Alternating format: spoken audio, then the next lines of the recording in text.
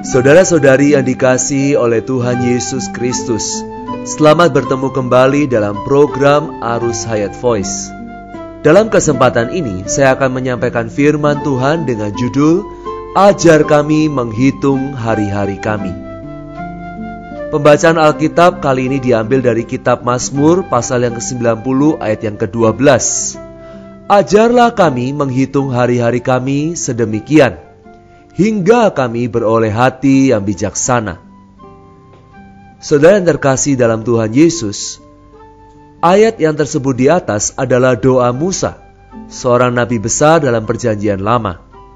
Mengapa dia berdoa demikian? Bukankah hari-hari sejak kita lahir itu terhitung? Namun dalam pandangan Alkitab, ada hari-hari yang terhitung dan ada hari-hari yang tidak terhitung di hadapan Allah. Mari kita lihat dua contoh dalam Alkitab. Yang pertama, kita perhatikan catatan silsilah dalam kitab Kejadian pasal 4 dan 5. Kita akan menemukan perbedaan mengenai catatan umur dari dua silsilah keluarga ini. Catatan silsilah Kain sangat ringkas. Umur Kain dan anak cucunya tidak tercatat. Tetapi catatan silsilah Set sangat jelas. Tercatat sekian tahun, lalu memperanakkan. Kemudian hidup sampai sekian tahun, lalu mati, dan seterusnya. Mengapa Alkitab mencatatnya demikian? Dari catatan yang berbeda ini, kita bisa menemukan prinsip perhitungan Allah terhadap hari-hari kita. Silsilah Kain tercatat demikian ringkas, disebabkan Kain telah berdosa terhadap Allah. Ia telah menjauhkan diri dari hadapan Allah, tidak memiliki persekutuan dengan Allah. Sebaliknya, catatan silsilah Set tercatat demikian jelas, karena Set seorang yang menggantikan Habel, yang memiliki persekutuan dengan Allah dan diperkenan oleh Allah. Jadi, perhitungan hari-hari kerohanian kita itu berdasarkan keadaan kita di hadapan Allah. Ketika kita menjauhkan diri dari hadapan Allah, kita mati dalam dosa dan pelanggaran kita, maka hari-hari itu sesungguhnya tidak terhitung oleh Allah. Sampai kita bertobat dan berpaling kepada Allah, kembali bersekutu dengan Allah, maka mulai saat itu juga hari-hari kerohanian kita dihitung oleh Allah.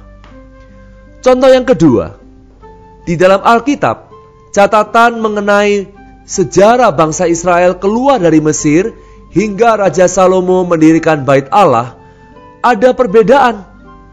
Kisah Para Rasul pasal 13 ayat 8-12 mencatat bahwa 40 tahun bangsa Israel di padang gurun, 450 tahun dari zaman hakim-hakim hingga zaman Nabi Samuel di tanah Kanaan. 40 tahun lamanya Saul menjadi raja, dan 40 tahun lamanya Daud menjadi raja. Salomo kemudian menggantikan Daud dan mendirikan Bait Allah 3 tahun kemudian.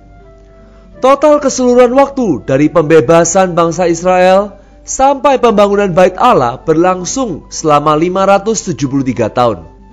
Namun, catatan dalam 1 Raja-Raja 6 ayat 1 mencatat, dan terjadilah pada tahun 480 sesudah orang Israel keluar dari tanah Mesir. Pada tahun keempat sesudah Salomo menjadi raja atas Israel dalam bulan Siu, yakni bulan yang kedua, maka Salomo mulai mendirikan rumah bagi Tuhan. Di sini tercatat hanya 480 tahun. Mengapa ada perbedaan selisih 93 tahun antara catatan dalam Kisah Para Rasul dengan catatan dalam 1 Raja-Raja? Sesungguhnya di dalam perbedaan selisih ini terkandung prinsip rohani yang penting sekali. Saudara sekalian, kalau kita mau memeriksa kitab Hakim-Hakim, kita akan nampak ternyata dalam selisih waktu 93 tahun tersebut, Bani Israel berkali-kali ditindas oleh bangsa lain sehingga kehilangan kebebasan. Mari kita menghitungnya. Dalam Hakim-Hakim 3 ayat 8, tercatat orang Israel menjadi takluk kepada Kusyan Risataim 8 tahun lamanya. Ayat 14, 18 tahun lamanya orang Israel menjadi takluk kepada Eglon, Raja Moab. Kemudian dalam pasal 4 ayat 2-3, Tuhan menyerahkan mereka ke dalam tangan Yabin, Raja Kanaan. 20 tahun lamanya ia menindas orang Israel dengan keras. Pasal 6 ayat 1, orang Israel melakukan apa yang jahat di mata Tuhan. Sebab itu Tuhan menyerahkan mereka ke dalam tangan orang Midian 7 tahun lamanya. Hakim-Hakim pasal 13 ayat 1, orang Israel melakukan pula apa yang jahat di mata Tuhan. Sebab itu Tuhan menyerahkan mereka ke dalam tangan orang Filistin 40 tahun lamanya. Jadi 93 tahun itu terhitung dalam Kisah Para Rasul, disebabkan Paulus sedang mengisahkan sejarah mereka. Sedangkan kitab 1 Raja-Raja menitik beratkan keadaan mereka di hadapan Allah. Sebab itu 93 tahun tadi tidak terhitung. Yang terhitung hanya 480 tahun. Bangsa Israel adalah bangsa milik Allah. Mereka sudah keluar dari Mesir. Tetapi saat mereka berada di luar Allah, mereka mengabdi kepada musuh Allah.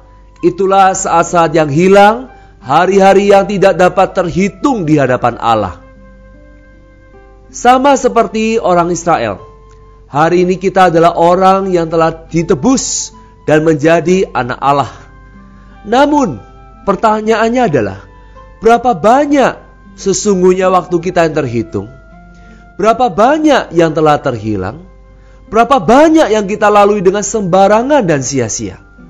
Melalui firman ini kita harus tahu bahwa hari-hari yang kita lalui menurut kemauan diri sendiri, hari-hari yang menjauhi Allah adalah hari-hari yang gagal, hari-hari yang jatuh, dan itu tidak terhitung di hadapan Allah.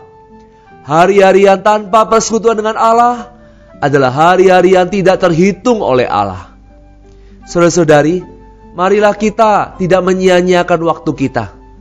Mari kita berdoa kepada Tuhan supaya Tuhan mengajar kita bagaimana kita menghitung hari-hari kita sedemikian rupa, sehingga kita beroleh hati yang bijaksana, sehingga hari-hari yang kita lalui di bumi semuanya dapat terhitung di hadapan Allah.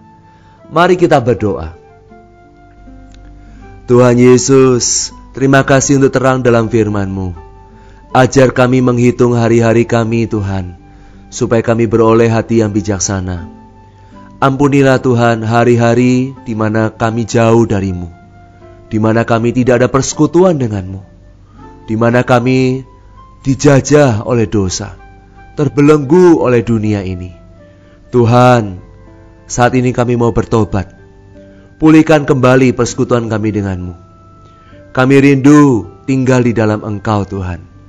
Pulihkanlah supaya waktu-waktu kami bisa terhitung di hadapan-Mu. Terima kasih Tuhan Yesus. Kami persembahkan diri kami, waktu kami kepadamu. Di dalam nama Tuhan Yesus kami berdoa. Amin. Demikianlah firman Tuhan. Sampai bertemu di kesempatan berikutnya. Kasih karunia Tuhan Yesus Kristus menyertai kita sekalian. Amin. Demikianlah program Renungan Arus Hayat Voice Note pada hari ini. Dan jika Anda tertarik untuk memiliki renungan firman seri-seri sebelumnya, serta mendapatkan info mengenai sosial media lainnya di area Anda dapat menghubungi kami via SMS di nomor 0877 77 11 4777 atau mendownload di website kami di www.pemulihan.or.id. Tuhan Yesus memberkati kita semua.